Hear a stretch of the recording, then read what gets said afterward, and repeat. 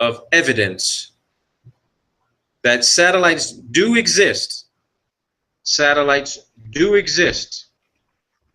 Okay? But there is nothing being put, with the exception of nanocube satellites, which are about, some of them are about the size of tissue boxes. Okay? Some of them are about the size of a Rubik's Cube, or something a little bit larger than a Rubik's Cube. But I am of the belief and understanding that there is no fucking possible way that anything weighing over a ton is being put in the nose cone of any rocket. I don't give a shit how powerful the rocket is. I put out videos, you know, explaining to you guys what Don Pettit, NASA astronaut and PhD, who talks about the tyranny of the rocket equation.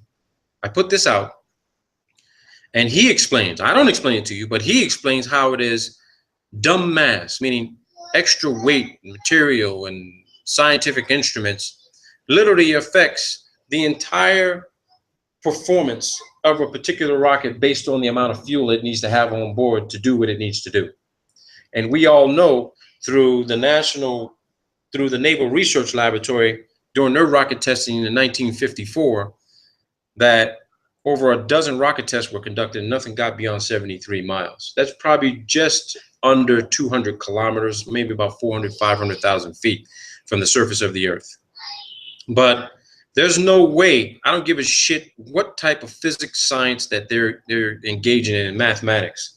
There's no way they're sending something up in the sky on a rocket that weighs over a ton and allowing it to maintain its aerodynamic stability and remain control and stay in control, where that rocket is not spinning out of control and basically exploding in the sky. Excuse me.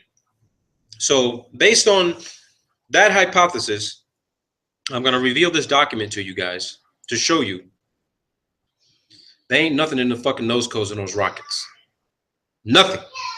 Everything is happening on balloons. Everything as we know it. And I'm going to prove it to you. I'm going to do my best to prove it to you. But as far as I'm concerned, I'm fucking 100% convinced of what I've been saying from day one. The entire satellite program worldwide, okay, worldwide is a balloon program. And it's been in existence longer than fucking rockets, period. And I'm going to show that to you.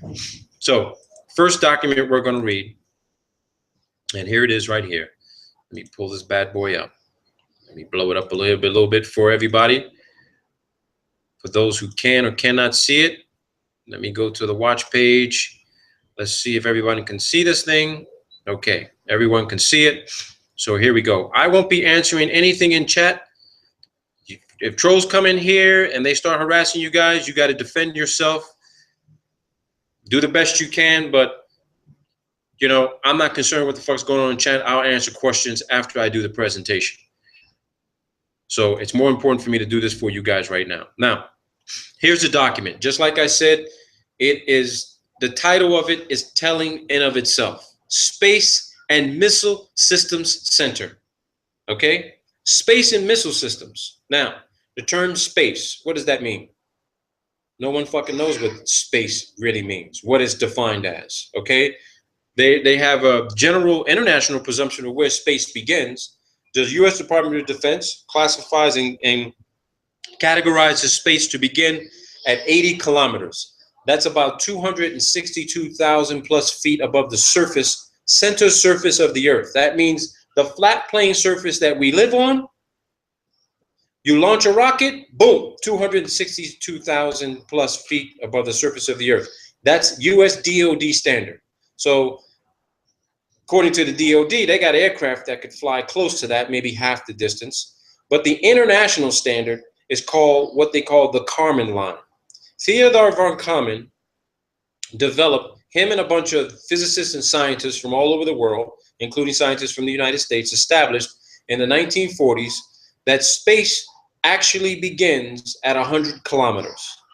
For those in the United States, that converts to 328,082 feet above the surface of the earth. Okay, that is where actual space begins. Now, what is space? We can have several definitions of what space is. We don't fucking know. They're still studying it as we speak. So space, definitely, that at that altitude, even at DOD standard, we got a serious lack of oxygen and all of the components and pressure and environments that are consistent on the surface plane of the earth. Okay, so in space, you have limited to almost zero aerodynamic control, astronomic control. You need some sort of vehicle that has to travel at ultra high speeds, beyond, well beyond the speed of sound, which is 760 miles per hour. Okay, it has to be traveling at high speed, you know, for it to maintain any sort of aerodynamic stability and function and control at those altitudes. So what is space? I have no fucking idea. They're still trying to figure it out, so I'm definitely not going to open up Pandora's box to get criticized for that. So, Space and Missile Systems Center. This is an interview with Lieutenant Colonel Harold E. Mitchell for the Corona program. Now, let me dive about the Corona program. The Corona program, okay, the Corona program is still a top secret program. It was a program launched by the National Reconnaissance Office, okay, in conjunction with the CIA. It's it's equipped with some very advanced optical equipment and photographic equipment to conduct mapping and reconnaissance intelligence gathering capabilities. Okay, so I have that document pulled up here for you guys that we're going to reference. We're going to need that program. So this is a letter actually drafted August 21st, 1964 regarding a Corona mission.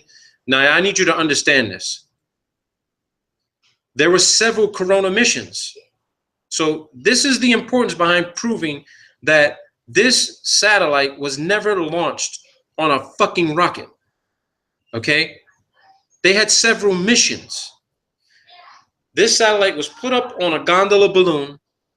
It did its thing for however many days or months, and then it was captured by a C-119 multi-engine turboprop U.S. Air Force cargo plane, specially outfitted to capture this thing to capture it using some sort of tailhook type of device. Okay, so I'm not going to read this entire document, but there's specific sections of this document we're going to address, so I can prove to you guys that satellites are not floating around above 100, maybe 100, 200,000 feet. They are literally 10 to maybe 50,000 feet above the altitude where U-2 optimal flight range is. So, and I'll show that to you as well. The technical specs for U-2, they can go beyond 70,000 feet, okay? Beyond 70,000 feet. That's not their max operating altitude. They can go beyond that, okay? Now, the reason why I chose this document is for one simple reason, okay? Although this activity occurred between 1954 and 1956, and Corona program is 1958 to 1962, the subject time frame involves about 20 years, 23 years, okay? But look at the date of the interview, people. The date of the interview was October 1st of 2003, okay? Now, what significance does that play?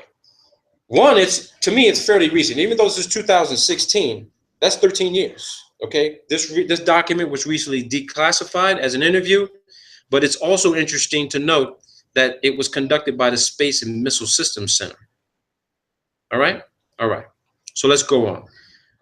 This is the document I downloaded from the National Reconnaissance Office. I put the link inside the description section. Anybody can click on that and read it. If you want to go along while we're reading this, please do click on the link, open up the document in PDF, go along with me on this so you can help me out if I develop some sort of confirmation bias or I get an episode of the Mandela effect while I'm reading it, okay?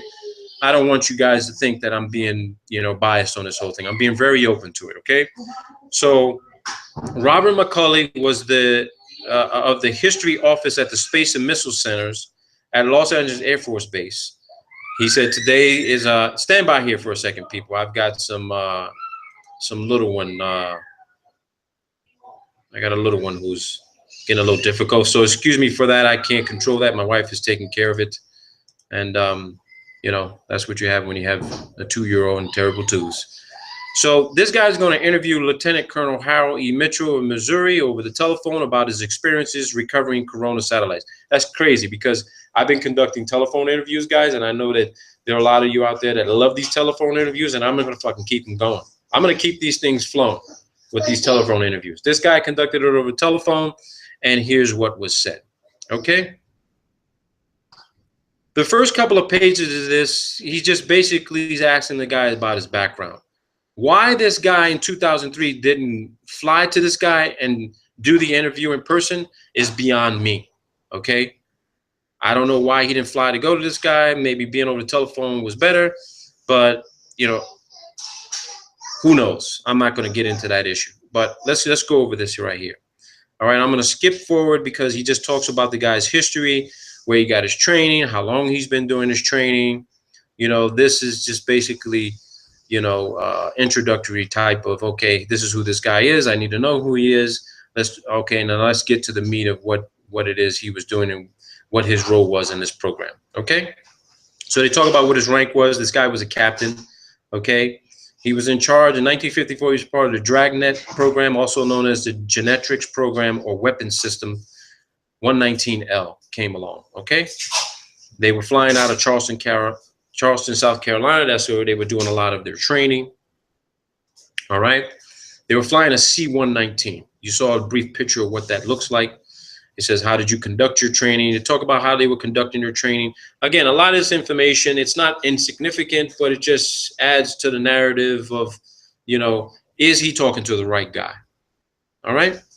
So going on and on, they talk about the capabilities. The similar recovery packages were dropped from a C-119 flying at higher altitude, 15 to 16,000 feet. The training plane circling below at 12,000 feet. So they're just, you know, they're at safe altitudes to conduct this training. Yeah, no harm, no foul. You know, this is just standard how they do their training. All right, so let me get to the meat of here. What he's asking this guy. Okay. All right. So here's some of the beginning meat of this interview. McCulley asked Mitchell, Captain Mitchell, did you ever recover the Dragnet training capsules at night? Mitchell says, at night. It's impossible to recover at night. The only time we flew at night was during our instrument training.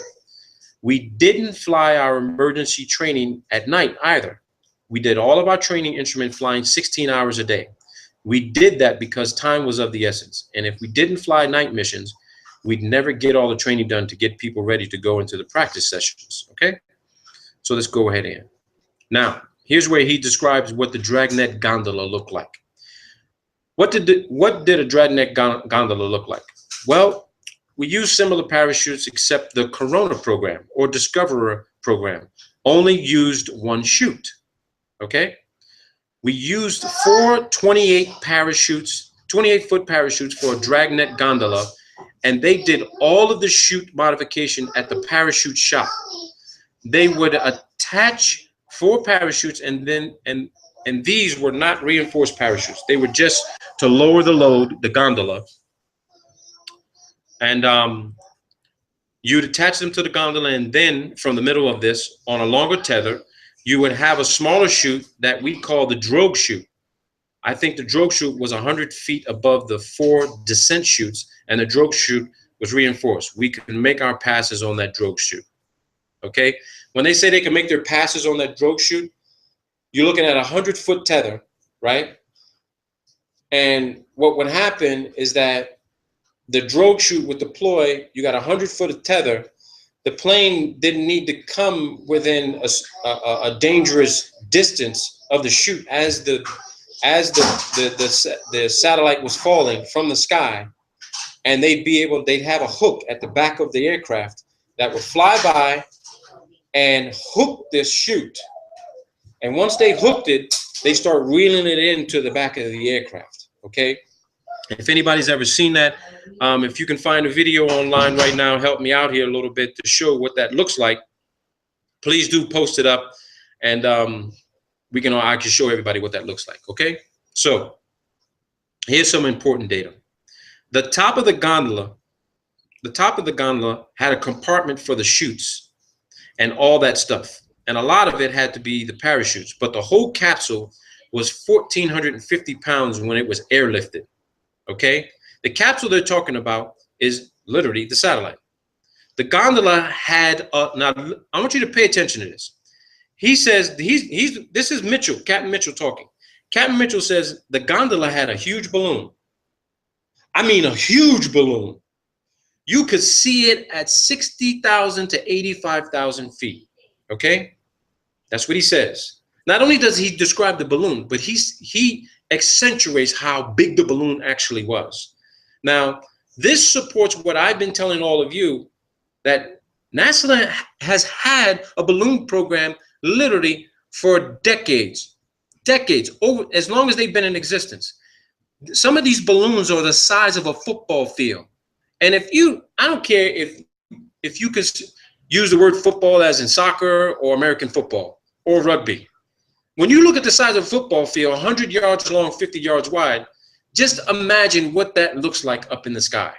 Think about what a balloon that size could lift off the ground. Okay? Now, Macaulay says, did you ever see a Genetrix balloon get inflated and then lift off? Did you see that process? Mitchell says once, but I didn't see the beginning of it. I saw it when it was about 3/4 filled and then the liftoff. Now, this was only in the training phase of our operation in the summer of 1955, and that was done in Denver, Colorado at Lowry Air Force Base. The one that I watched launch, they had to put the capsule on a forklift, and I imagine this was done before the balloon was attached and inflated. At any rate, they started their inflation, and then as the balloon got full enough to support itself and go airborne, they'd run down a taxiway with the forklift, carrying the gondola until the balloon had enough lift to get the gondola airborne. Now, I want to show all of you what that actually looks like in real time. Now, when I say real time, okay, when I say real time, I'm talking to you, this is a launch that had already occurred in Antarctica, okay? This is a launch that already occurred in Antarctica, and I'm going to show it to you.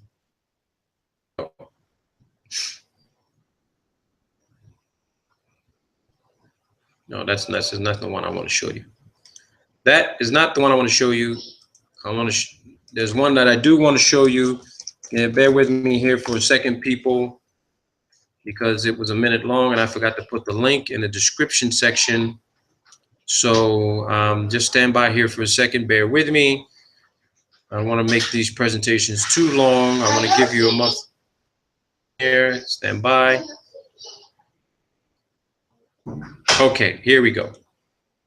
This is what I just read to you. And here we go.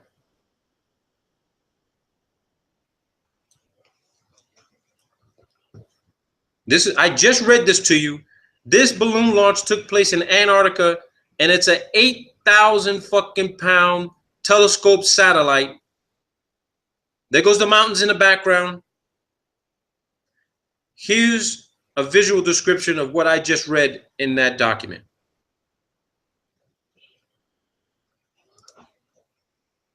Down a taxiway and getting in the loft and launching it. Watch what happens.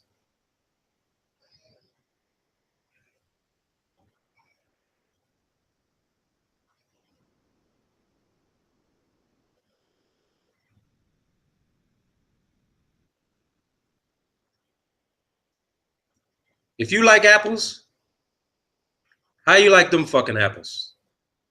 That's 8,000 fucking pounds, people. 1,000 pounds. That dome on the top is actually where all of the radio equipment is installed so that a C-130 can communicate with it. It sends off a signal so that when these aircraft are in the air, they can detect the signal while it's up at 85,000 feet, 100,000 feet. Today's balloons get to about 130, 150, 180,000 feet, okay? And at nighttime, when the helium air is cooled down, the balloon drops in altitude about 10,000 feet, maybe 5,000 feet. And then when the sun shines back up on it again, that hot helium air expands and the balloon raises in altitude again. So you have this oscillation of losing altitude, gaining altitude, losing altitude, gaining altitude.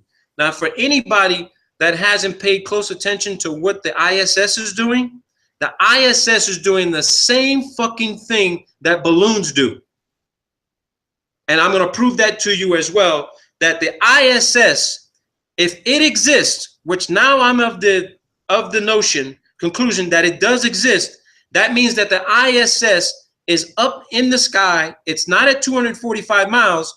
It's within, say, 150, maybe 250,000 feet. And it's oscillating just like these fucking balloons. Okay? And to prove to you where that site location is, this is Google Earth Pro. This is December 15th of 2009. Okay? This is Antarctica. Antarctica people. On the other side of Antarctica, so do this. I've shown this before on another channel. This is the launch site for the balloons. It's called the Wallop program. All right? The Wallop program. Based on the satellite imagery, okay, you have these large cranes out there, okay, the launch site for the balloons. Further proof that they're using aircraft to capture these things down in Antarctica. This. Here goes your C-130s, C-7. These are your C-130s. These are your C-119s. Turboprop planes. And if anybody wants to say, oh, well, they're using this to transport people back and forth. Yeah, they are using people to transport back and forth. But guess what? These are also specially outfitted aircraft that literally recover when they intentionally burst the balloon. It comes down on a drogue chute, and these aircraft fly at 20, 30,000 feet, and they go and grab this fucking thing. Right there. There's your aircraft. 5. You have a 6th over here. This is for crew transportation, but these big boys right here, these Hercules are the ones that are recovering 8,000-pound fucking satellites. 8,000-pound telescope satellites launched from Antarctica.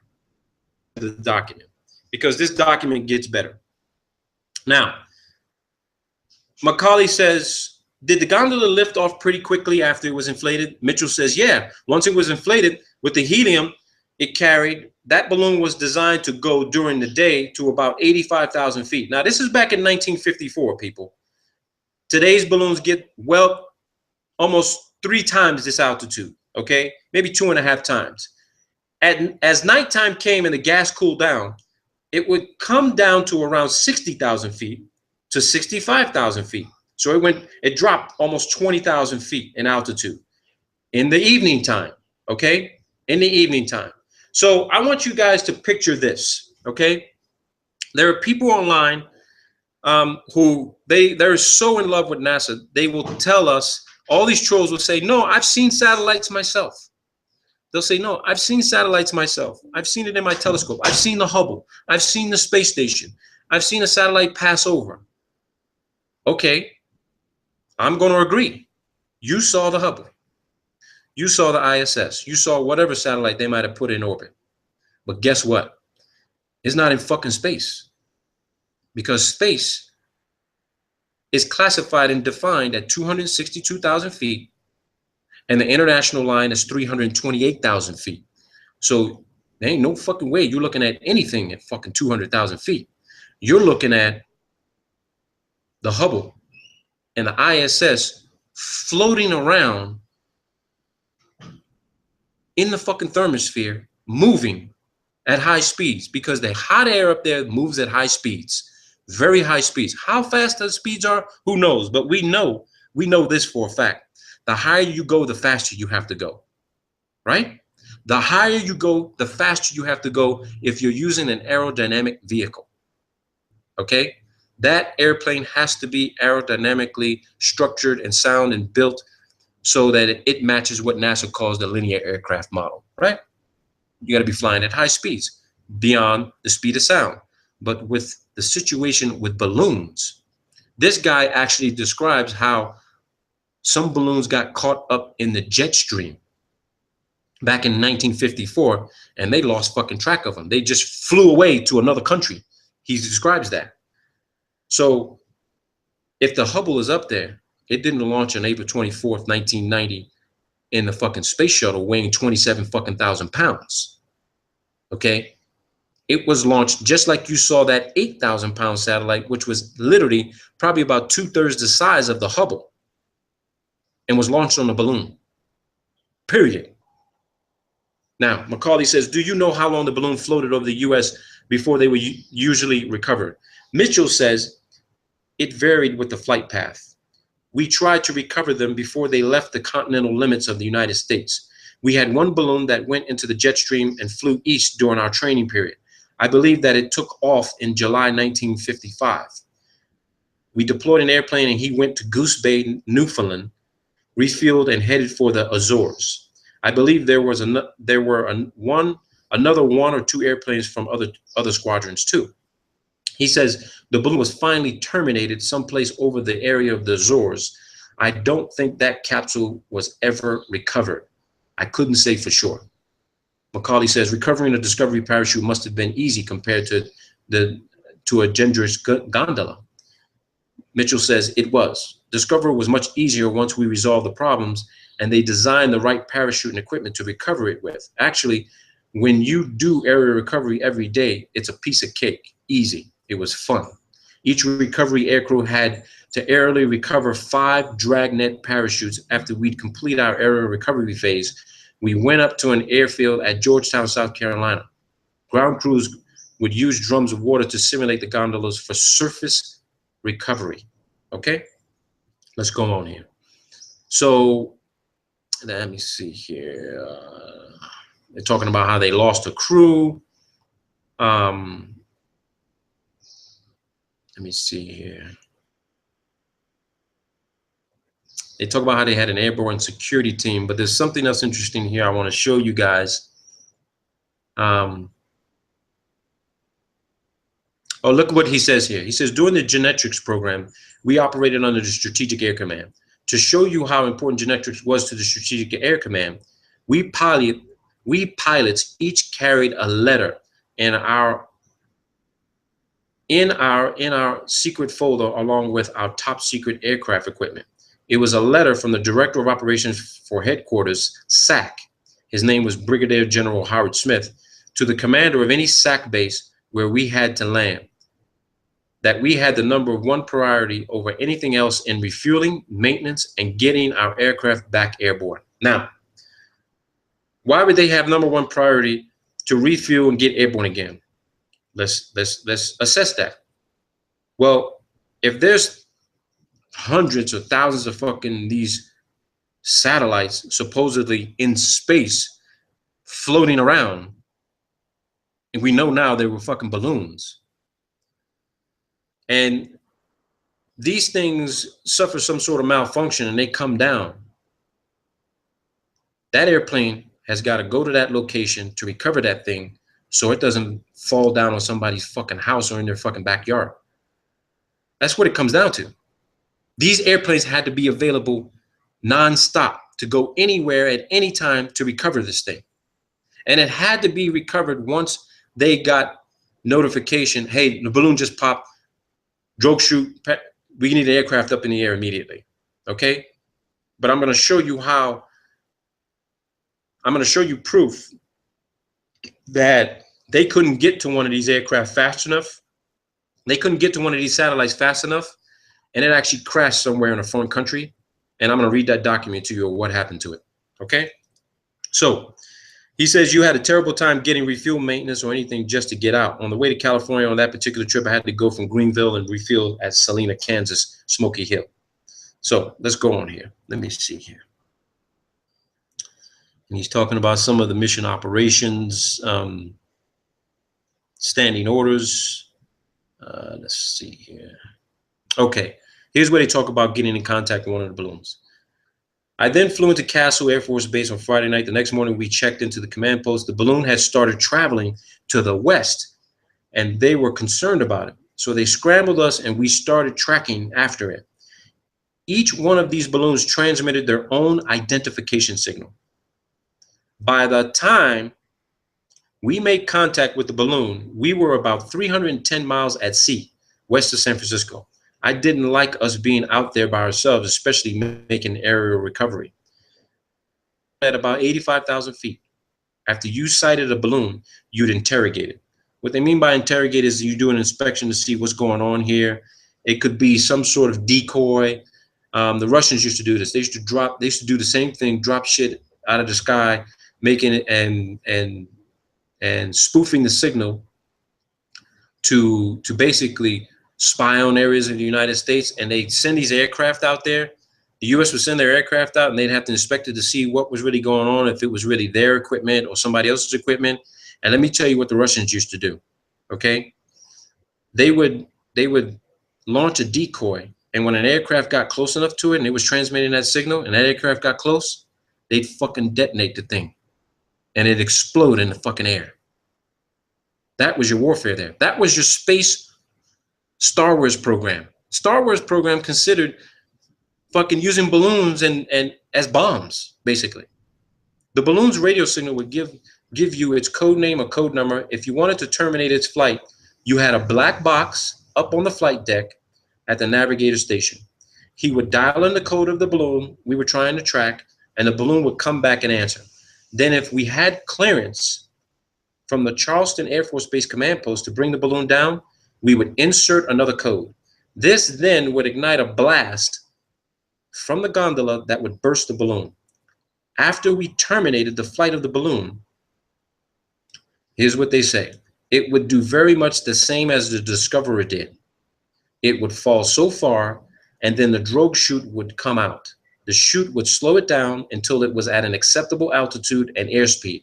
And then the parachute would get fully deployed. It was late. Listen to this, people. It was late in the evening when they authorized me to terminate the balloon. Now, how late in the evening could it be? We could be maybe when, maybe 9, 10 o'clock at night, 11. It could be in the middle of the night when they would authorize these balloons. Hey, go pop this bad boy. We don't want nobody seeing it. You need to go bring it down so that we could go send up another one later. Where would they send up another one? You'll see. I'll read off to you the countries in this document that they actually were launching these programs from. Okay? Macaulay says, once you recovered this gondola, what happened to it at that point? Mitchell says, we made the recovery on it, brought it back in. We were very low on fuel. I told them I was going to Castle Air Force Base to refuel. Then they deployed us to Offutt Air Force Base, Nebraska, where we delivered the capsule there. Where it gets interesting for me. Macaulay says, after you landed at Offutt Air Force Base to drop the gondola off, how did they unload it and take it away? Mitchell says they sent people out and it was offloaded. Where they took it to and what they did with it afterwards, we didn't know. That was not our mission. Dragnet was a top secret operation, gondola and all. The only thing that we were concerned with were the people who were not connected with the program, that they had no opportunity to see the gondola, so we carried sidearms. You hear that? They didn't want people to see this thing. So they were always strapped, ready to go, that if someone were to see one of these things, they had to deal with that person. You're not supposed to see these fucking satellites launched on fucking balloons. You're not supposed to see them land. You're not supposed to see them being offloaded. Now, this was back in 1954. You bet your ass the same thing is happening today. They don't want nobody seeing the Hubble come down on a fucking parachute. They don't want to see it. They don't want to see parts of the space station, which is in modules, detach, come down on a fucking drogue parachute, get captured by one of these C-119s or C-130s, taken down to Antarctica at the Concordia station. And just to remind people and to redress this, Concordia station, NASA classifies it as a hypoxic environment. Okay? They said the conditions at Concordia are more severe than being on the ISS. It's extremely fucking cold down there.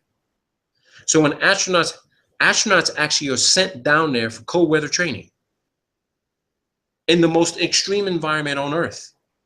They said it's more extreme than being at altitude.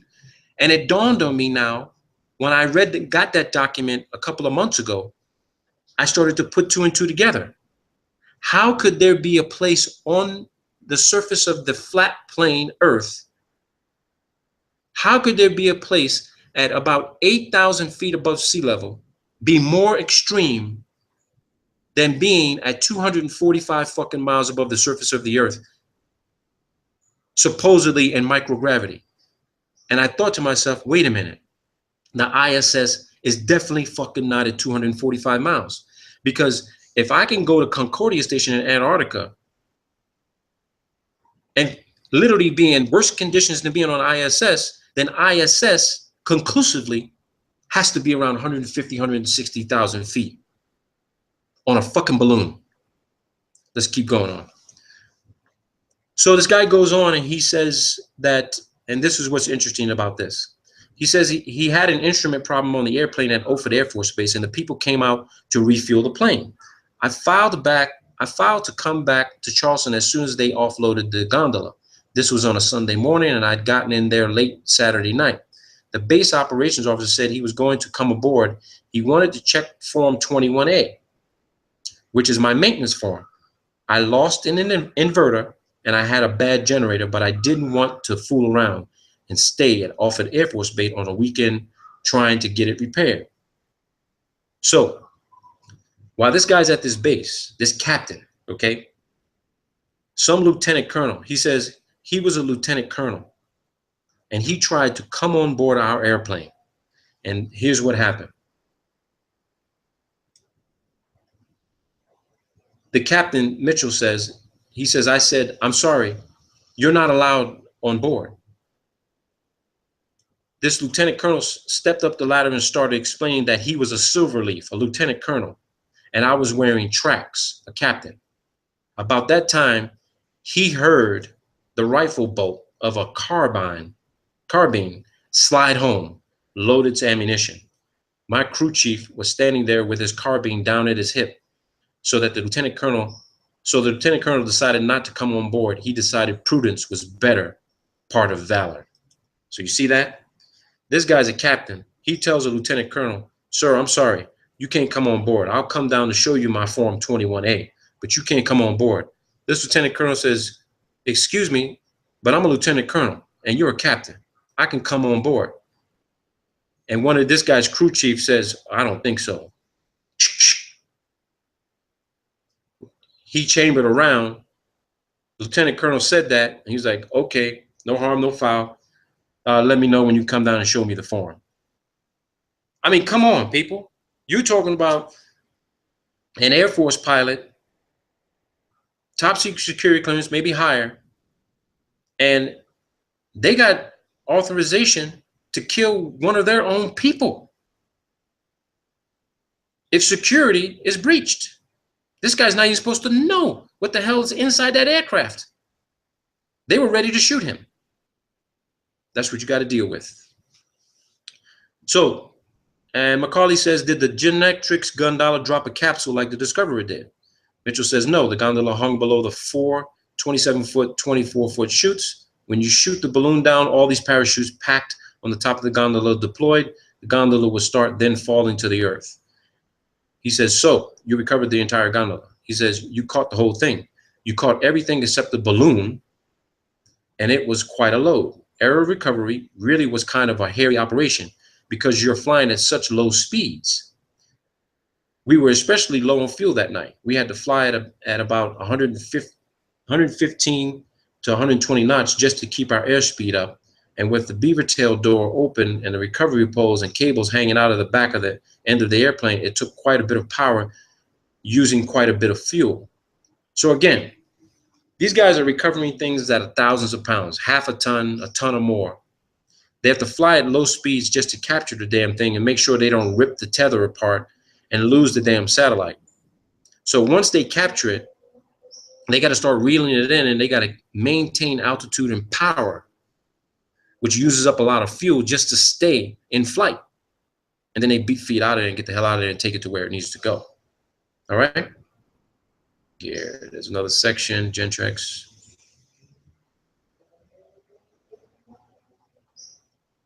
I want to take you to the part where they talk about U2, the U2 program. Because this also is proof to support what I've been saying about the U2 program being the replacement for the US satellite program. Okay? The US satellite program. Let me see here. Okay. So here's some descriptions of where they actually have these aircraft launching these balloons. He says, once our genetics training was completed and the airplanes were put in top maintenance condition, we deployed to our pre-designated bases in November of 1955.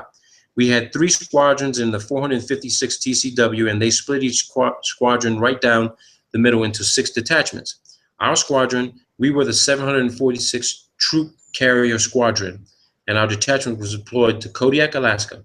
The 745th Squadron went to Adak, Naval Air Station, Alaska, and the other detachment was sent to Japan at Johnson, Misawa, Itazuku.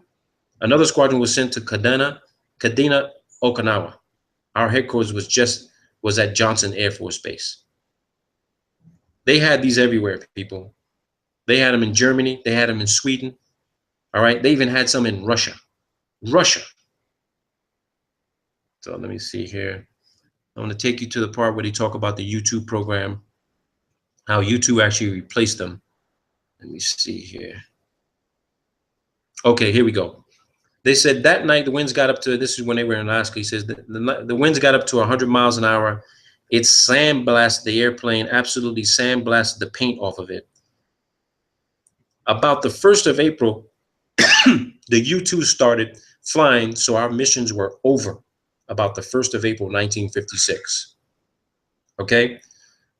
I'm going to show you Lockheed's site so we can look at U2 and do a little brief technical descriptive analysis of U2. Macaulay says, when you were flying out there looking for gondolas, were you both visually looking for them and listening to your radios for their signals? Mitchell says, we were doing both. In Alaska, the daylight hours are pretty short in wintertime. So they would give us the codes of the balloons that were flying in our area. The navigator would continually monitor the different codes with the ADF, the Air Direction Finder radio. The balloons had ADF beacons that we could come home in on. Each balloon had its own frequency.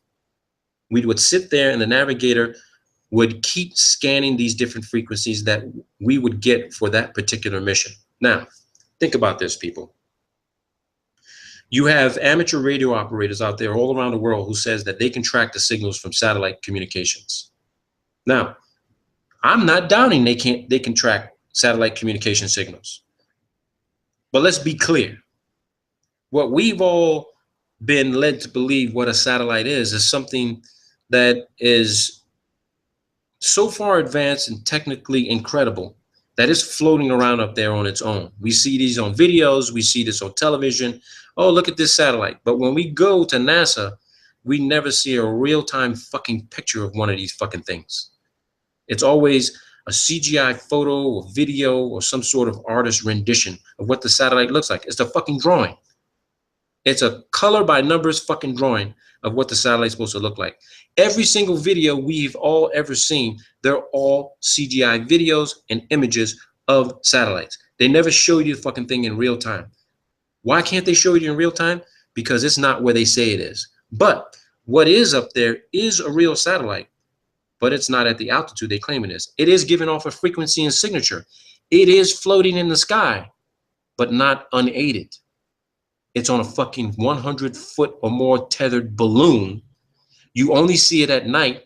And when you see it, it's the moonlight or the sunlight reflecting off of this. Now I know why these satellites have to have these gold and aluminum reflective surfaces, because they are maintaining the lie, fraud, illusion. Oh, look at the satellite up in the sky. You see the sun reflect off of it? There it is. But you don't see the tether. You don't see this dark colored black fucking balloon floating in the nighttime sky. I'm going to show you guys a picture of the color of this balloon, and you tell me there's no fucking way you'd be able to see this. And it's interesting that they fly these balloons at times and fly them on trajectories where they'd never come in front of the fucking moon at night, at a full moon, because then you'd be able to see the tether. You never see them in the daytime. They're at high altitudes where you can't see them. You can't even see the satellite because it's also a specific color where you can't see that color at high altitudes. You can't see a white painted or silver colored fucking satellite in the daytime, because one, you got the sunlight deep in your eyes, clouding your view, fucking with your view. They know this. They're using our lack of ocular acuity to distort our visions, to say, there's no fucking way people will look up in the sky looking for one of our satellites floating on a balloon. We've been showing them video for 75 years that all these things go up on rockets. Bullshit. Nothing goes up on a fucking rocket. There's nothing in the nose cone of that fucking rocket. Period. Period. They all crash in the fucking ocean. So here's what the guy says. About how many balloons would you be looking for at one time? Mitchell says the number would depend on the balloons identified in the daily mission, FRAG order, fragmentary operations order. Their codes would be listed. So each one of these balloons has a frequency and a code. These guys go up in there. They probably got maybe 50, 100 of these things they need to track during their mission flight plan. So let's just say a C-130 can fly 3,500, maybe 4,000 nautical miles. They can be up there for maybe 4 or 5 hours. They work in shifts. Okay, so within that 4 or 5 hour period, they're tracking things that are up there. They're sending signals back and forth. They may be also downloading data and imagery. Okay, they may also be downloading data and imagery from these satellites on balloons, and they're and the planes are actually transmitting that data to ground stations on the ground, so then that data can be processed. Okay, that's how it's happening, people. That's the satellite program. That's why every military is always conducting flight operations and flight training. They're not training operations. They're training operations disguised as real fucking satellite recovery, data transmission, and data recovery missions. That's what they are. When there's military aircraft in the fucking air 24 hours a day, 7 days a week, all over the world, period. Here's what this guy's saying. As I say, on occasion, we heard them, but we couldn't spot them. It was our thinking that, and the reason why they couldn't spot them, because look where these aircraft are flying. Their max altitude of a C-130 is maybe about 45,000 feet. Maybe some can go to 50,000 feet. When they do their air refueling, they're at high altitude. So these balloons are actually floating almost maybe 50, 60, 70,000 feet above where they can see. So of course they can't see it. They would need to wait for it to start dropping down to anywhere between 15 to 30,000 feet. Then they can spot the fucking thing because they'll see the drone chutes deploy. This guy's saying, I think it was 10,000 feet the beacons would continue to function. We thought that they went down and were in the snow in the Brooks Range or some of the other mountains up in Alaska. He says, did your unit tell you the purpose or the mission of the Genetrix while you were doing this? He says, yeah, we knew. The balloons were launched from Norway. Look at this, people. The balloons were launched from Norway, Denmark, West Germany, and I think some from Turkey. In the winter, February of 1956, there was an article in Time magazine about the Russians complaining about our overflight of the Soviet Union with these balloons. Holy shit, people. I mean, really. The Russians were complaining about the US flying over the Soviet Union with balloons. If you go back to fucking CIA declassified reports, the CIA unequivocally says that they were fucking conducting satellite fucking imagery of Russian fucking troop movements, missile launches, facility development. And here it is. We find out from Mr. Air Force Lieutenant Colonel Mitchell, the Russians were complaining about overflights of the Soviet Union with balloons. They had any number of gondolas stacked in the Sperodonivka Palace driveway of Foreign Ministry. Molotov. It was just unbelievable. He had many of them. What they're describing here is this. The Soviets ended up capturing a shitload of these fucking balloons the US was sending up in the air. And they would literally send their aircraft up to capture them and bring them down. Now, you got to think about this, people. This is fucking incredible. This is absolutely mind-blowing. You're trying to tell me that we've been spending trillions of fucking dollars for over 60 years for a fucking satellite program they claim is going up on a rocket, and it's just a fucking balloon you can buy from a fucking hobby shop? Oh my God. This is incredible. An interesting fact, the airplane I flew during the Corona program had many recoveries of balloons than any airplane in the 456 wing. It was flown by Captain Slaughter Mims. And I think Slaughter recovered 3 balloons near Japan. He got more than anyone else. Slaughter had a lot of success. And he's describing the same aircraft that this guy flew. Okay? And they're talking about how perfect the airplane was. Let me see here. Where else? What else? They said some interesting stuff here. Talking about the Loadmasters. Okay, here you go. This guy, Macaulay, says, how successful was the Genetrix program? Mitchell says, none of the pilots associated with the project was ever permitted to see any of the Genetrix film that was recovered. The film was stored in the vaults at Air University at Maxwell Air Force Base, the last I heard. I was at Air University Film Library in 1957, and I asked if I could see the film, but they wouldn't let me because I didn't have need to know about it. Outwardly, I understood that it was a fair success. We knew more about the Russians than we would have without Genetrix. It wasn't good enough to continue with in conjunction with the U-2. It was like the U-2 wasn't as good as Discoverer. I have a document and a study on Genetrix done by a gentleman up in Minnesota. It gives the number that was recovered. A lot of the gondolas went into the water and were never recovered. They had a saltwater plug in them that dissolved when the plug came in contact with the water and eventually sank the gondola. That's what they say. That's what they say. Now, get this. Macaulay says, did the public ever see the Genetrix gondolas and think they were UFOs? Mitchell says, I never heard of any reports of that nature, if there were any. There could have been. I don't know. You know, it's been so long since that operation. I don't recall any newspapers that might have said that they were UFOs.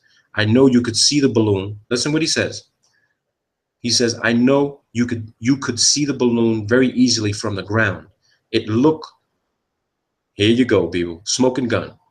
It looked about like a silver dollar during the daytime because you couldn't see anything attached to it. You see this for yourself, people. He said you could see it from the ground and it looked like a silver dollar during the daytime because you couldn't see anything attached to it. So for all those naysayers out there that claim they've seen the Hubble, they've seen the ISS, they've seen other satellites and shit floating around in the sky. Think about this. That reflection that you see with the sun reflecting off of the aluminum surface or whatever type of aluminum, whatever type of shiny reflective material they're using for these satellites, you're not seeing the 100-foot or more tether attached to a goddamn fucking balloon the size of a football field up in the thermosphere potentially, carried by the jet stream flying around a specific territory that it's tasked to fly around in. They said it plain as day. There it is right there. It looked about like a silver dollar during the daytime because you couldn't see anything attached to it. Macaulay says, at that time, did you normally call the program Dragnet or Genetrix? Mitchell says, we called it Dragnet. Genetrix was a classified code name for the program like Corona and Discoverer. Dr. Alvin H. Howell was the brains behind the balloon program. There you go. So this document goes on and on and on. He talks about a whole bunch of other shit after that. But what I want to show you is this. Here is, let me bring this to you. They lost one of these, okay? They lost one of the Corona satellites on a balloon, okay?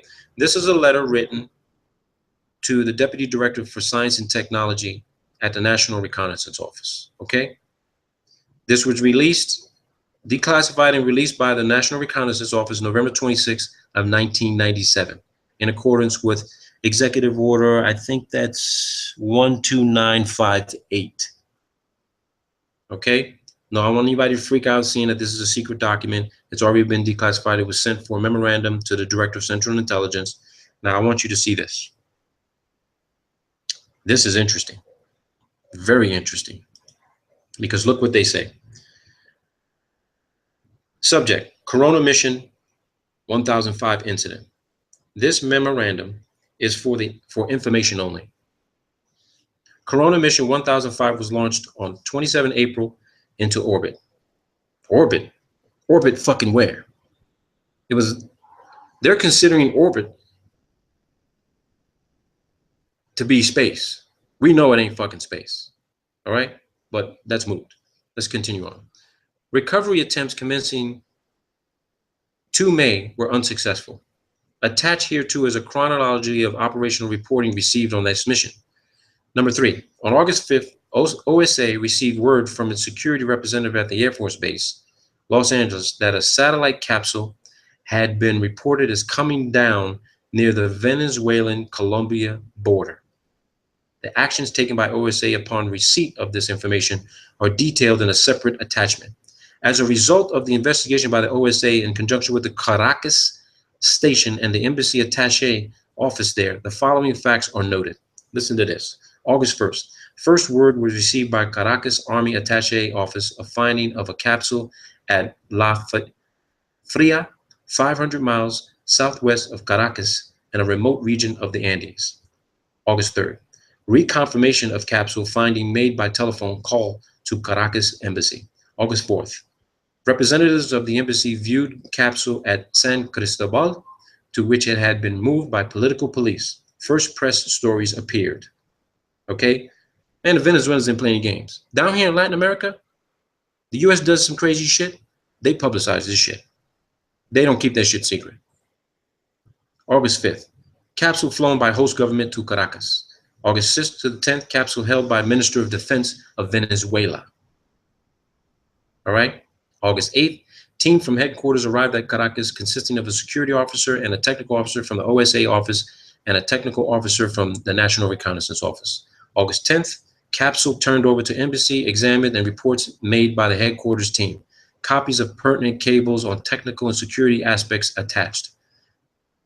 August 12th, security officer scheduled to return capsule to West Coast. August 6th to the 12th. For the record, it should be noted that on Thursday, 6th August, a request was made by the CIA to the NRO to convene a meeting of the Interdepartmental Contingency Planning Committee to assess the problems, coordinate procedures, and assign responsibility for responding to any news media queries which might arise. Now, what's interesting about this, when the Venezuelans got this fucking thing, they noticed there was a label that there was a secret label on the fucking satellite. It was marked secret. And they removed that fucking classification from it. They removed that classification from it. Okay? So that's a letter. There's a lot of documentation here that I'll put this in my cloud file so those who can see it. I actually I think I put a link for it. I don't think I put it in there yet. But I want to go back to this because This is regarding the history of satellite reconnaissance, volume 2A, Samos. Remember that name, Samos, okay? The Samos satellite, because here's what I'm going to take you to next. This is the list of all balloon launches from the Esrange Space Center in Sweden, okay? Now, let me take you to the Swedish Space Center. And here is the Swedish Space Center website. It's in the description section of this live chat session. This is the Swedish Space Center. And as you can see, they have balloons and rockets, payloads. This is their website. This is their website. Swedes, the Swedes, okay? It's the Swedes. Here's their space center. They do balloon launches. Now let me take you to the document I downloaded from their website. Now, this is a list of balloon launches from the Esrange Space Center starting December 9th of 1982. Remember that term, Samos? Okay, here we go. History of satellite reconnaissance, right? This was declassified May 7th of 2012. All right, these flights took place somewhere between 63, 65, 72. But again, I don't get too focused on the date and time frames. I just want you to see how long these programs have been in existence, okay? I want you to see how long these programs have been in existence. You can read these documents for yourselves. We don't need to keep going through all this stuff together. I put a lot of this shit out for you people so that you can see this. You see they talk about weather satellite program, mapping satellite program, realignment controversy, new directions in satellite reconnaissance, okay? But let me take you to this document, which is very important, from the Swedes. This is not US oriented. I got this from a foreign country, okay? So you look at some of the launches. These are balloon launches, people. These ain't fucking rockets. It says it, list of balloon launches. So I want to go down this list and I want you guys to see something very, very fucking interesting. It may shock a shitload of you. It should shock fucking all of you. It didn't shock me because I've been known about this program for a long time, okay? And I want you to see something important. There's going to be some things here that you may see that are going to catch your eye, all right?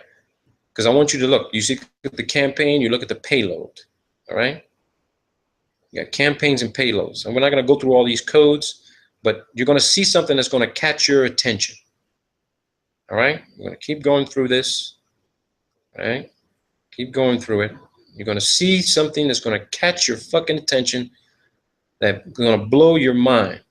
I want this right here. I know this. This is a satellite. I'm going to take you to this too. There's a video of it online. Anybody want to search this right now? Type this in. ELHYSA. Echo Lima Hotel Yankee Sierra Alpha 3. Type that in to YouTube right now to see if you can type that in -satellite, and I guarantee you'll pull up the video for this fucking thing right now. But let's keep going through this so I can show this to you. You see this, people? What does that say? Mir. That's the Mir fucking module.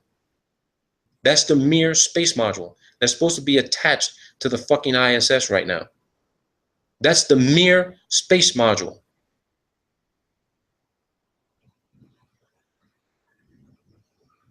February 24th, 1997. Here goes another one. Mir.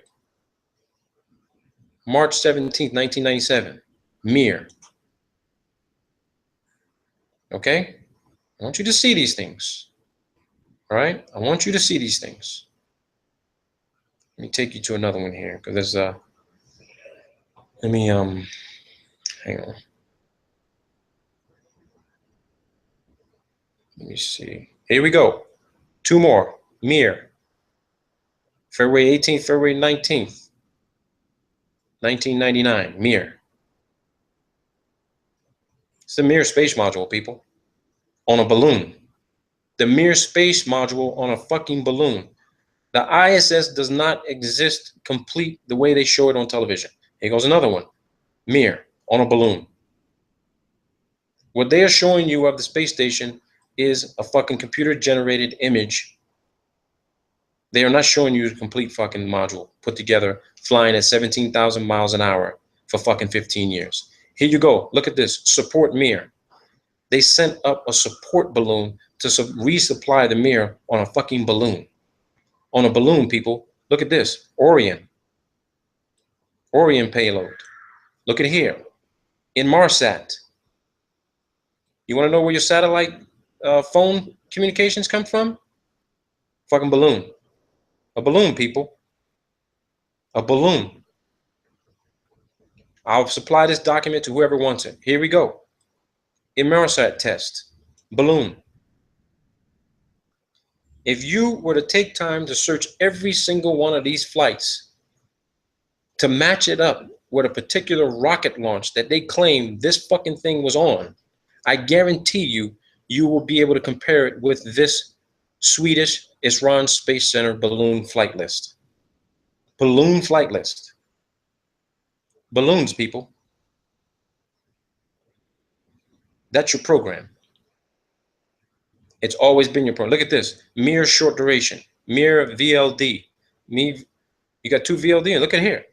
More Mir. This is in 2002, people. 2002.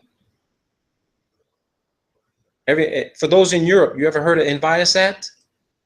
Look at Enviasat. Enviasat. These things are supposed to be testing the atmosphere for particulates and, you know, for pollution control.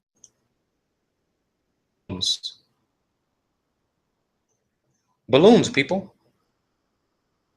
You can't come to any other conclusion. You don't have any other information to prove you were at the launch pad and you saw them put this fucking thing inside the nose cone of a rocket. You didn't see it. I don't give a fuck who you work for. You can work for NASA, you can work for the fucking Germans, you can work for the Russians. You did not see what you thought you saw going into a fucking nose cone of a capsule and with an unedited fucking video stream and put on a launch pad and launched into the fucking sky on a rocket, on a fucking missile, a bomb. You didn't see that because it didn't fucking happen. Look at NASA. Why is NASA using the Swedish to launch a fucking balloon for them? Think about that. They're everywhere, people. They got relationships with all these fucking space agencies. They're carrying out the deception, the fraud, the hoax, the scam, the bullshit. It's all here. It's all here, people. I keep saying it's not what you know, it's what you can prove. You can talk about it all day long. You can claim this is your theory, this is your hypothesis. You ain't got no documentation to fucking back it up. You just want to show some bullshit video and you're not a videographer and you don't know how to do video analysis. You got to get the documentation. And here's the documentation right here. NASA, 2011, LAD, ESO, high wind. Just check these out. Because I've checked out all of this shit. NASA, 2003, 2013, Sunrise 2. Look at that. Balloon. Balloon, people. That's a complete list. It goes all the way to 2014. 2014, people. 2014. There you have it. There you have it, people. I don't know what else to tell you. I really don't know what else to tell you. Here goes another fucking balloon launch. Check this out. Just check this shit out. Check this shit out. Another satellite being launched from Antarctica. Check this out. You're going to love this one. That's Antarctica, people. Remember how we saw that circular launch pad? The bulldozer is smoothing out the ice and snow. Look at this. Just wait and see. Watch this.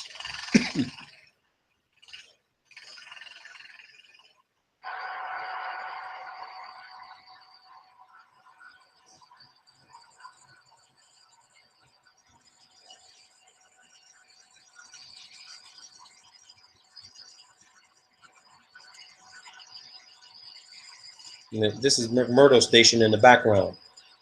McMurdo is right back here. They have line of sight to this airstrip.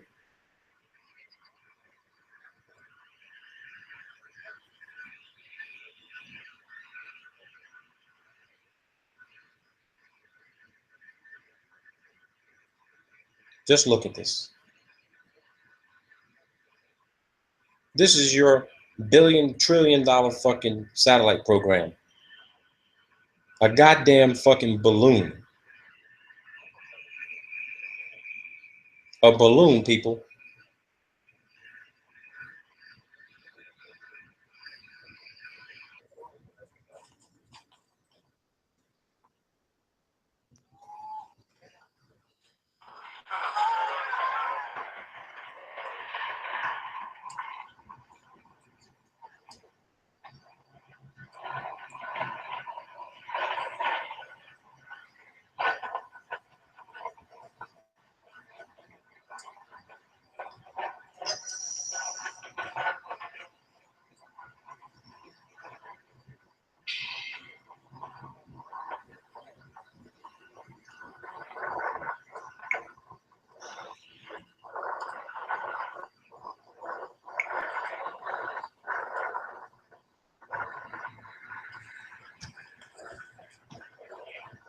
There goes fucking $20-30 million on a balloon.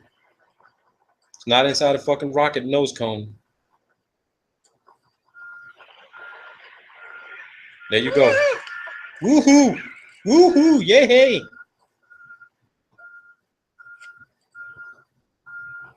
Now you want to know what NASA is spending all that fucking money for? On helium? NASA has spent a shitload of money on helium. So you got to ask yourself, what the fuck is all that helium for, right? You think, okay, maybe it's for the vacuum chamber. They're doing all kinds of testing. No, bullshit. That fucking helium is for their fucking balloon program. What else would you use fucking helium for? What would you use helium for? You use fucking helium to fucking float. It's at 18,000 feet right now. Come on, people. This common sense. This common fucking logic.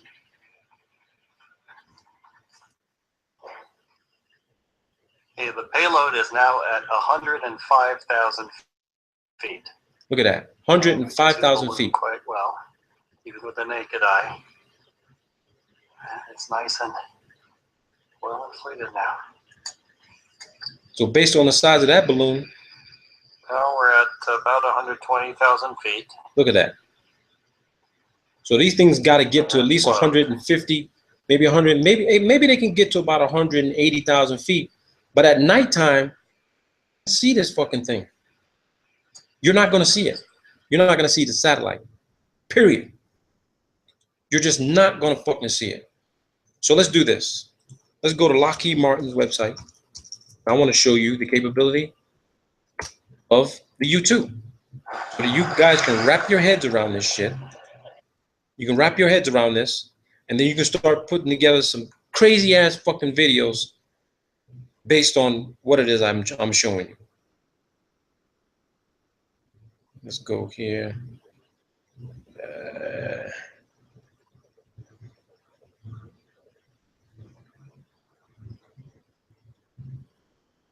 Aircraft. So let's go to aircraft. Lockheed Martin's been doing this shit for a long time in NASA, man. Long time. Long time, people. Very fucking long time.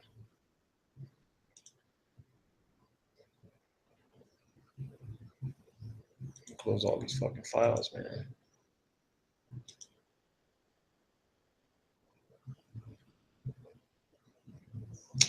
Come on, man. Okay. So we're going to go to aircraft. So let's go to the U-2 Dragon Lady. Now, I know I said some things before that there's a possibility they were projecting holographic images to make you think that you were seeing the ISS up there. Like I said, my thinking, my analysis is dynamic. As I start finding more and more information, I change that shit. But I found out today that this new piece of technology put on the back of the U2, that's for fucking satellite transmission and communications. This is your fucking satellite dish. These things are flying up in the air, acting as satellites. Okay? Acting as satellites, people. And let me see if I can go to the product card. YouTube product card. Let's see. Let's go to that.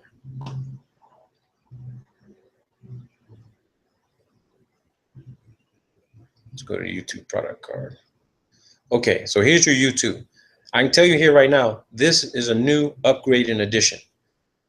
They've upgraded the satellite system. So instead of, they're still using balloons, okay? They're still using balloons. But as far as military, advanced communications, topography, mapping, this platform, 33 of these are stationed around the world.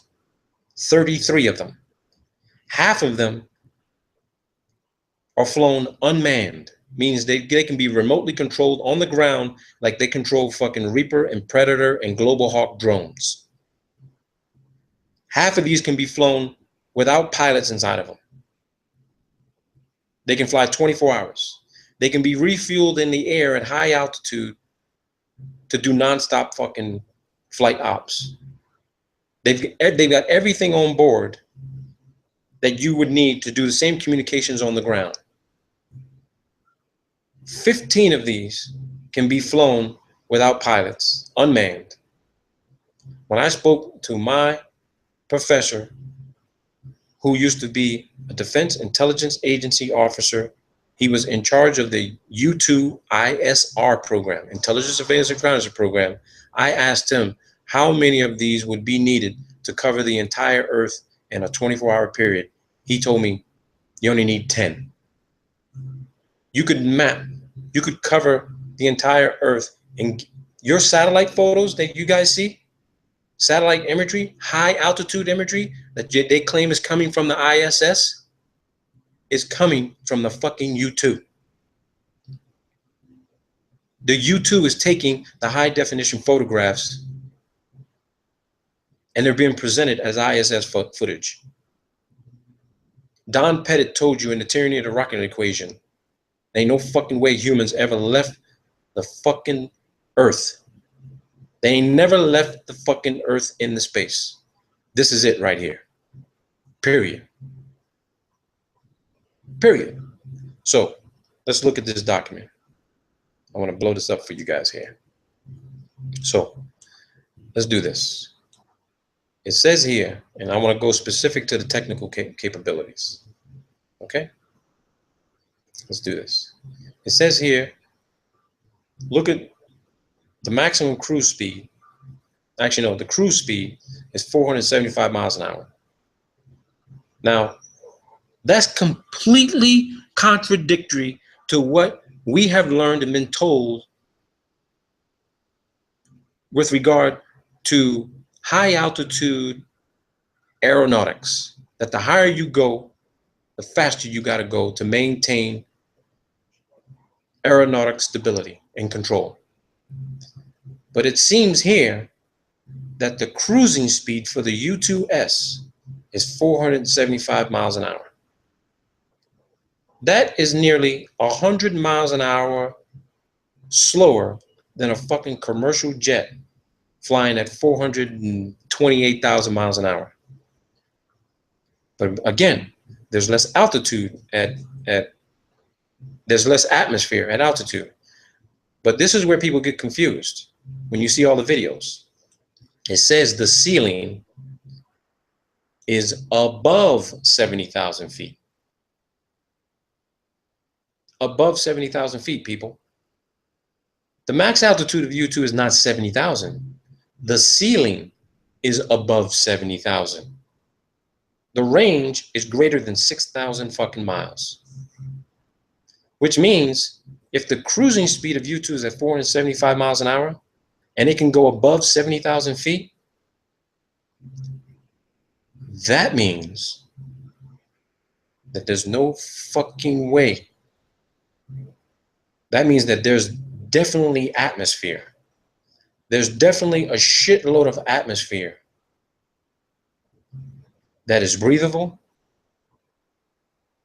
You can operate in it above 70,000 feet. They know this because they were launching fucking balloons to 85,000 feet. And you use less fuel at 475 miles an hour above 70,000 feet. You don't see this fucking thing in the sky. You don't hear it. You don't see the vapor trails from the U-2. This is the cruise speed. Maximum weight, 40,000 pounds. So would you think maybe possibly they could put some sort of advanced optical scope on this bad boy? Because the Hubble was 27,000 pounds. Maximum weight of this is 40,000 pounds. So how much advanced imaging and communications equipment you think you can put on this platform? A shitload of it. A shitload of it.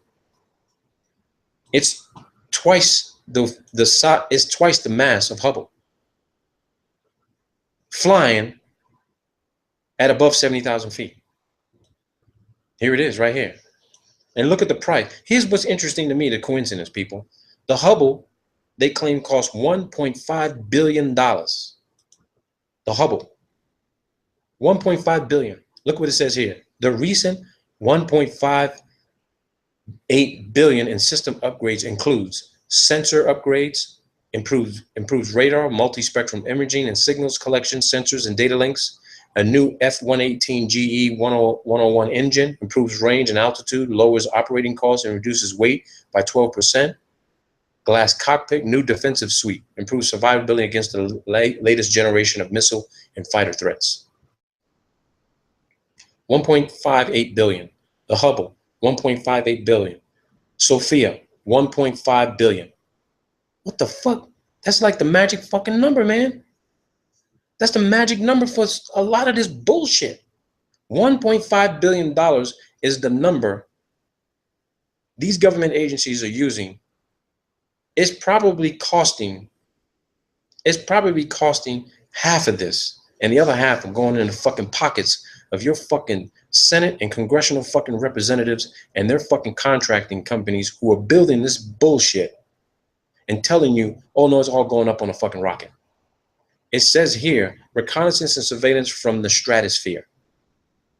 The stratosphere. Everything we know of, communications, imagery, you name it. Everything stays within the stratosphere, which means we can't get fucking beyond the goddamn fucking thermosphere. We can't get there. We can't get there. This is our limitation. We can't go beyond this technological capability because we just can't get out there. We can't get there, people. When they say the U-2 flies at the edge of space, I'm sorry to tell you, 70,000, 85,000 feet is not the edge of fucking space. The edge means you're maybe within 5,000 to 10,000 fucking feet of the Kármán line, which is 328,000 motherfucking feet. How the hell could you be up in the U-2, be on the edge of space? The edge of what space? You mean the next space, which is from the stratosphere, is the mesosphere, and then the thermosphere? Because maybe they're on the edge of the mesosphere. Or they ain't close to the thermosphere because it's too goddamn hot up there. It's in excess of 500 degrees Fahrenheit. You honestly think that this aircraft will be able to fucking withstand those heat temperatures? Look at the SR-71. They tried to take it up there, and look what happened to it. Fucking, you had fuel lines fucking melting because of the heat, the high heat, and the speed. I do believe you have to fly faster the higher you go, but we can't do it. It's that simple. It's that simple. To me, it's that simple. It really is, people. To me, it's that fucking simple. That's the presentation, people. That's the fucking presentation. Yeah.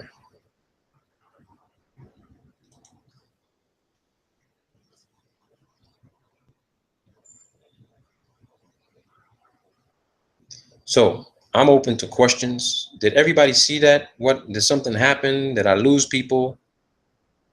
I don't know what to say. I'm open to any questions from anybody. I'm just open. Ask me anything on chat. And if you appreciated the presentation, can everybody hear me? Can you just give me a thumbs up that everybody saw that? Because I wasn't watching the watch channel, the watch page. I don't know what you saw, what you didn't saw. Did everybody see all that? Balloon technology is far more advanced. Did everyone see the share screen? Just give me a thumbs up, people, so I know that everyone saw that, because I had nobody helping me out to tell me if you could still hear me or whatever it may be. Okay. No glitches for me, thumbs up, okay. You guys appreciate that? You have any other questions? Because I'm gonna tell you here right now, I think I've come probably to the pinnacle of all of my presentations. I think I've put it all together in one presentation for you guys. You can look at all my videos.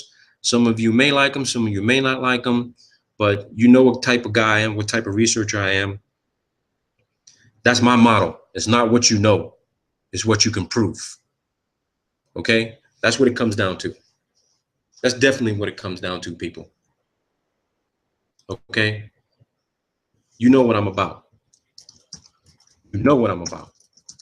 And I think and to add to that, I want to say this. I want to say this to everybody. We all know that commercial airliners have a ceiling of 50,000 feet. 50,000 feet. Commercial planes, if you're flying a single engine turboprop, a dual engine turboprop, a single engine jet, double engine jet, multi-engine jet, if you're a commercial pilot, you've got a ceiling of 50,000 feet. The optimal operating altitude is somewhere between 35,000 to 45,000 feet. But I came to this conclusion. I've heard stories that there's a 50 to 60,000 foot ceiling over Antarctica. Okay, over Antarctica specifically Antarctica. Okay, and it dawned on me why there was that altitude, and I just figured it out putting this presentation together today. The reason why they can't have planes flying above 50 to 60,000 feet over Antarctica is simple. The fucking balloons are coming down there. The balloons are literally being recovered down in Antarctica,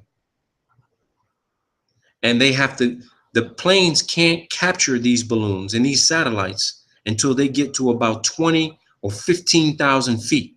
So if you got a fucking plane flying above these top secret operations of satellite recovery, then that means that every passenger on that fucking plane is watching this plane snatch a fucking satellite out of the sky and take it back down to Antarctica.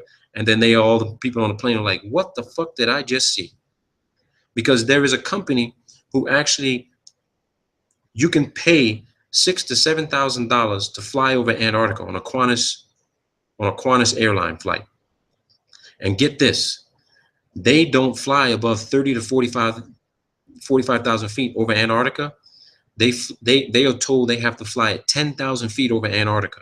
10,000 feet. Now that makes perfect sense, because they don't want those fucking passengers seeing what the fuck is going on above 10,000 feet. I know now why commercial airlines cannot or forbidden to fly above 50,000 feet, and you just saw it for yourselves. They don't want commercial customers, commercial passengers looking out the side of their fucking window, watching a C-130 fly around recovering fucking satellites out of the sky in the stratosphere. They don't want people to see that, because the lie that they want you to believe is that everything's going up on a fucking rocket. Everything.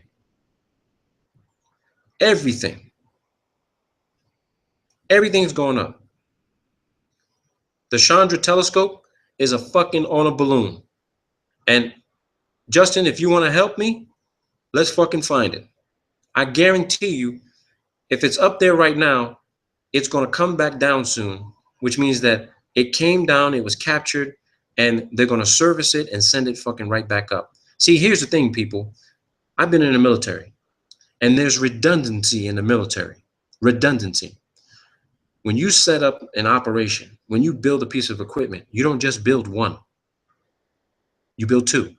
Because if one of them fucking malfunctions, you need the backup. Or you need them, if it malfunctions, you need the backup to literally troubleshoot why it fucking malfunctioned using the backup. And then if that one goes down, you need a third one. You need a fourth one. We need a fifth one. So you want to know why these programs cost billions of dollars? Because they actually manufactured maybe a half dozen of them that get launched from several different locations around the world. So when you're looking at what you think is the real-time view of ISS moving around the fucking planet right now, you're looking at several different versions of the ISS floating around. Period. Period. That's what you're looking at. They've got multiple assets up in the sky floating around on fucking balloons. Now, I want to go back to an issue. And this is the issue I want to go back to. The ISS. I'm going to pull that up. No, here's the thing. You guys can do it. I want you to go to the European Space Agency site, or just type in track the ISS. And there are several sites that are tracking the ISS. Okay? Several sites tracking the ISS. Let me see if I can pull it up here for you guys. I'm going to do another share screen so that you guys can see this, because I actually have it on one platform that you guys can actually see. And it's important to see this because it gives you it will give you a complete view of what the fuck is really going on up in the sky. All right. And let me see this right here. Let me see this. I'm going to do another share screen with you guys so you can see this, because it's very important for you to see it. I pulled it up yesterday, and it was a very, very, very good tool that I captured. And I'm going to pull this up for you guys so you can see this. Now, let me see.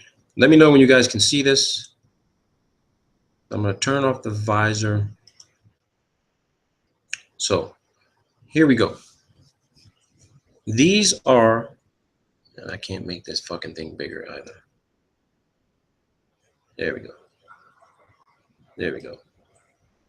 Okay. So if you're looking at this,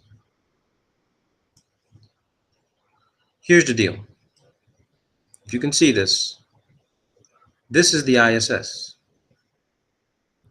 Okay? Here's Hubble.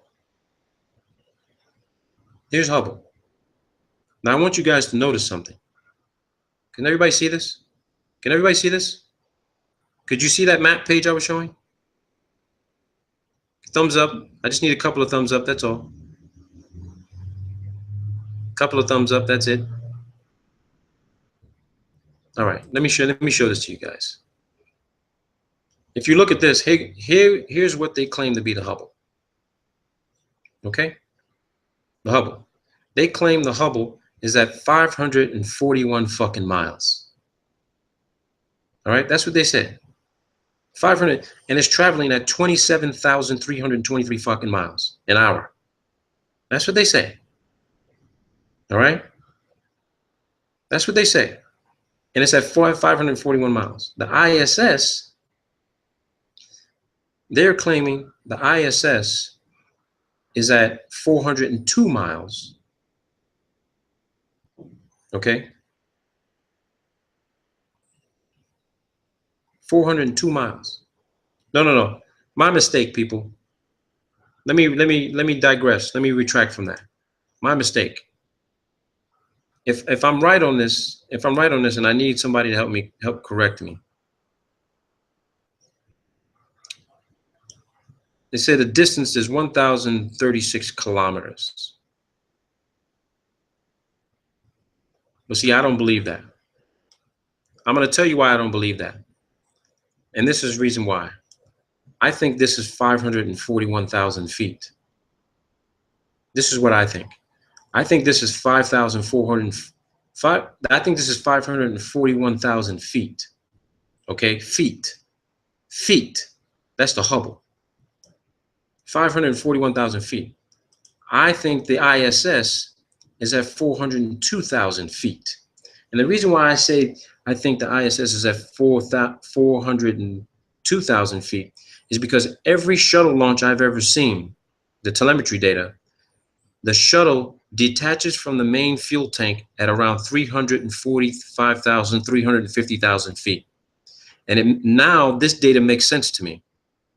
It's not 508 fucking kilometers. It's well, that's the comparison. I think it's at 402,000 feet above the surface of the Earth. That's where ISS really is. And Hubble is about 100 miles away from it. But if you notice, right, these fuckers, if this were timed correctly, the ISS should come within range of Hubble. You guys want this website address? It's satview.org. Satview.org. Okay? Satview.org, tracking satellites. Use this platform. Use this platform based on the data that I provided. Satview.org. Look where the ISS is. Now I want you guys to notice something, people. You notice how the elliptical orbits, they come back down to Antarctica? You notice this? You notice how they all slope back down to Antarctica? Some of them, nothing goes up here. Nothing goes where Chris talked about, called the DEW line, the distant early warning line, up in this area here. Nothing. Nothing's going up here. Here's Antarctica, all down here. Everything is taking that loop. Everything is getting within range of a C-130 to fly off the coast of Antarctica, capture it when it's down here. See, this is a National Oceanic Atmospheric Observatory satellite, NOAA, NOAA 1. It goes one right here. So every time a satellite gets within range of Antarctica, they'll send something out to check to see how it's doing, what its health is like. Now, this is fucking strange. Why is there a satellite named ISIS and one named ISS? Isn't ISIS a fucking terrorist group? ISIS is a terrorist group. They got a satellite named after it. And then you got the ISS. Here's the ISS. There you go, people. Here's the ISS. Here's ISIS. ISIS. ISS. ISIS. ISS. You got two NOAA satellites. One up top, one down below, near Australia, New Zealand. You got those aircraft flying off the coast. Boom, let's go get this bad boy. Let's go get this bad boy. Let's go get Tiangong. This is a Chinese satellite. They ain't gonna go snatch this bad boy. I think they're snatching fucking people's shit out. And you see, the US actually complained about Russia developing a space defense capability. Space defense capability. I'm gonna tell you what they're complaining about. The US is complaining about what the US is complaining about what Russia's doing because the US did it back in the fucking 50s. They did the same fucking thing back in the 50s. They were snatching Russian shit out of the sky, so the Russians are now snatching US shit out of the sky. That's just how it works. They're snatching their shit out of the air with fucking planes. When you hear about Russian B-2 bombers flying over the Arctic and coming within, distance of the US coastline, you best believe the Russians are out snatching shit out of the fucking North American skies. Using the B-52, using the Russian bombers. Because the Russian bombers are capable of snatching large, massive payloads out of the sky. They're capable of doing it. You saw it for yourself, people. You saw it for yourself. It's that simple. It's that simple. It's that simple, people. It doesn't get any fucking complicated than that. The whole entire satellite program is not on a fucking rocket. It's not on a rocket. Period. Period. And like my saying goes, you guys know my saying. What can you prove, huh? Nothing. Where's your evidence, huh? That's my saying. What can you prove? What can you prove?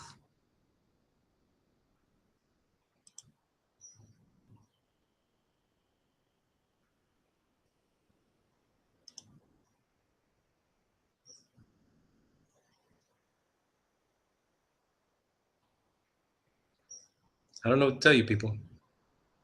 Don't know what to tell you.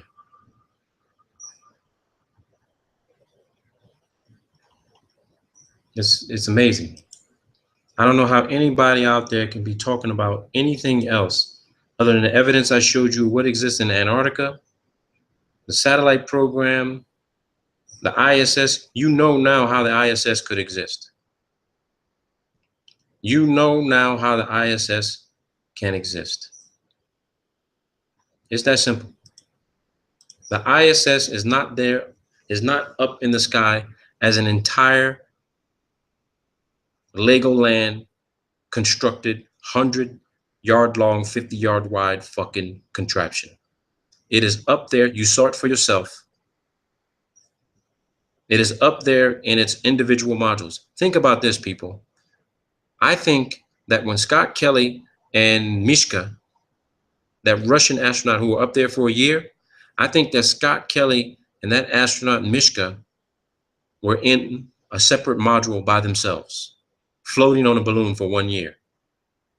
I think that they were resupplied with additional helium and replacement balloons so that they could stay up there. I think that when Scott Kelly and Mishka came in contact with other astronauts from resupply missions, I think that somehow those modules came together and docked safely. They connected, and then you see them together. But whenever they shoot video, whenever NASA shoots video, you never see the whole fucking crew at one fucking time. You never see them all at one time. There are times where you have seen them all at one time, but I think that there's modules put together. They have this thing they call parking orbit. I think that there's a larger vehicle up there floating around where they all can commingle, and then they jump out into their separate modules and float around the fucking Earth on balloons. You never see them all together.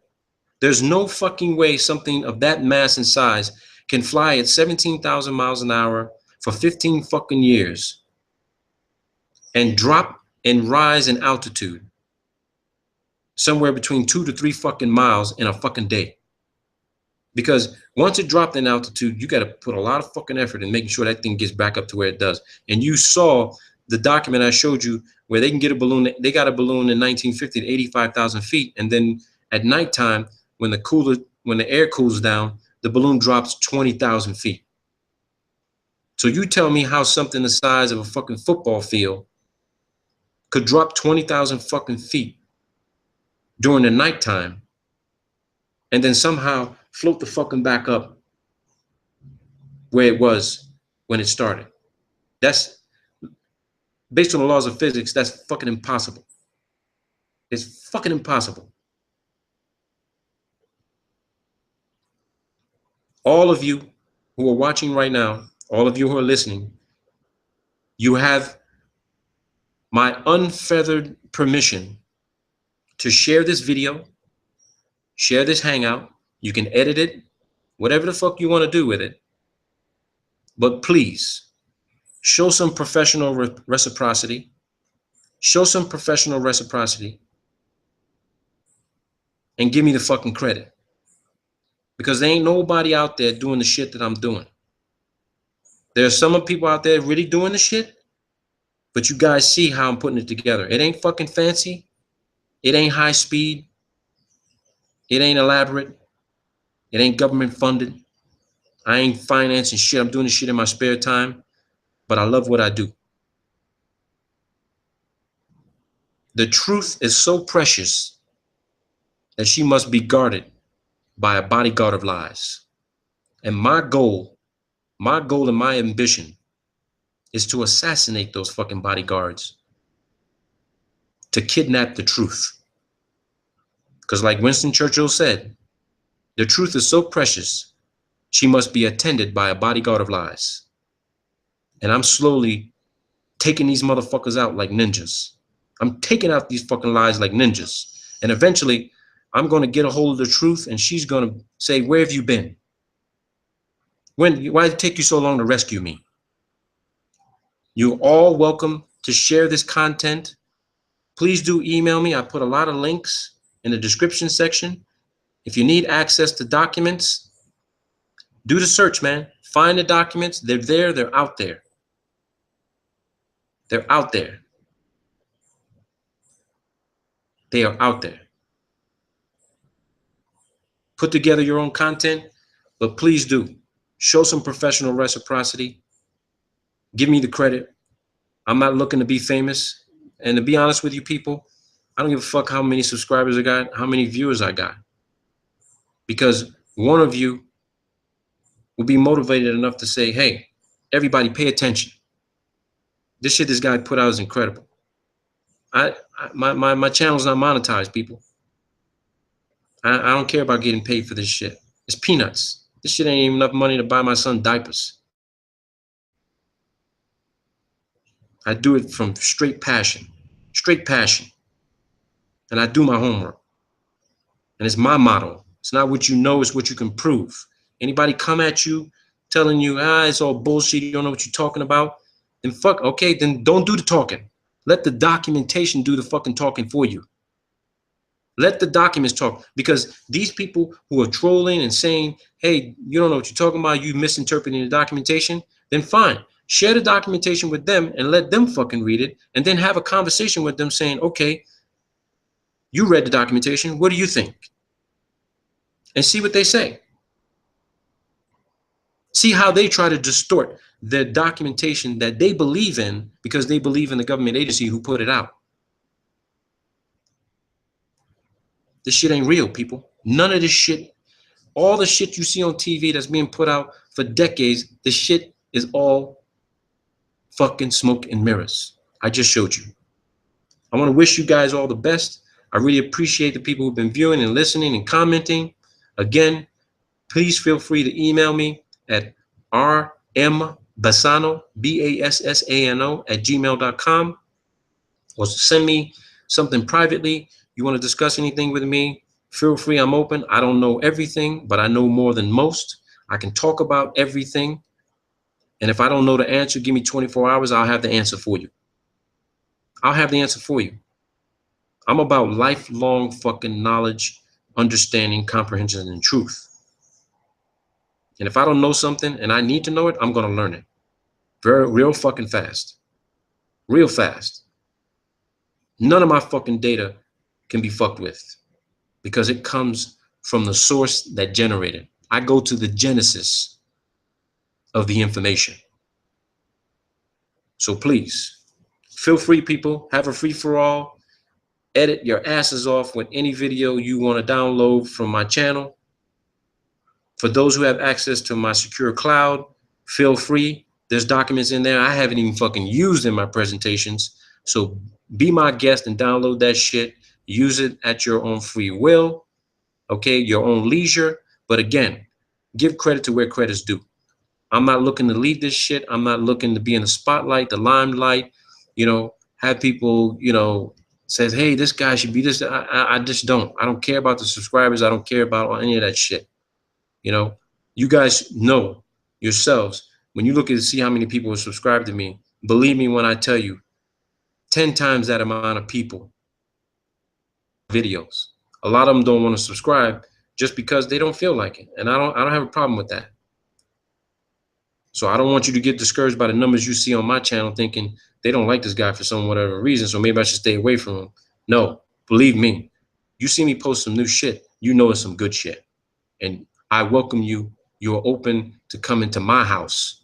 When I say my house, I'm talking about my channel. You can come into my house, knock on the door and says, hey, Robert, can I use this? Yeah, sure. Hey, go be my guest. Because I had somebody use my shit regarding the construct of the earth. The video was titled the equipotential ellipse. The earth is an equipotential ellipsoid. And the guy promoted the fucking information, presenting it like I was saying the fucking entire earth is flat. And I had to copyright strike that motherfucker. I don't fucking believe the entire fucking earth is flat. It's an egg-shaped ellipsoid undergoing flattening with a flat plane surface in the middle with level waters. That's my belief. I'm not no fucking flat earther. Because a flat earther can't even define what the fuck they mean when they say flat earth. They better say the ground they fucking walking on, because the rest of the system above them ain't fucking flat. It's some sort of weird ass fucking concoction that we still trying to figure out what it is, but they have an idea that it's some sort of ellipsoid that is undergoing flattening, meaning the pressure is increasing. And there's more, the land is expanding. There's more land out there. There has to be. There's definitely fucking more land out there. And I want to know where the fuck it is. Because I think when people die, when you leave the physical body that you're in right now, I don't think there's a fucking heaven. I think these people's spirits are being transferred into some other dimension outside of the realm we call our environment, into maybe one of these land masses, which may be other fucking countries and different civilizations of peoples. I really believe that now. There's a lot more land out there. And it's being kept out of reach. It's being kept out of knowledge from us. Our entire fucking map we know of is wrong. Wrong. There's landmass missing. Missing. I think that's what they're hiding with the whole denial of the flat earth. They're denying that there's a shitload of more land out there, and the rich and these governments are trying to get it for themselves and leave us here to try to kill each other. That shit ain't gonna happen on my watch. It ain't gonna happen. I'm gonna find this fucking place. And if it happens to be an island just for us, okay, we gonna name it the Republic of fucking Flat Earth. That'll be we'll have our own defense force, every fucking thing. Be fruitful, people. Multiply this data, put it out there. I want to thank all of you, man. I'm done with this presentation. Again, feel free. I got Skype as well. You can Skype me at r.m.basano on Skype. We can have a free-for-all and talk. I don't care who you are, but if you try to say some crazy shit to me and telling me, you know, and being a troll, I'm gonna tell you here right now, it ain't gonna last long. So be good to each other, people. Take care, and I thank you guys for viewing. Peace out, man. Again, it's not what you know, it's what you can prove. Have a great Sunday.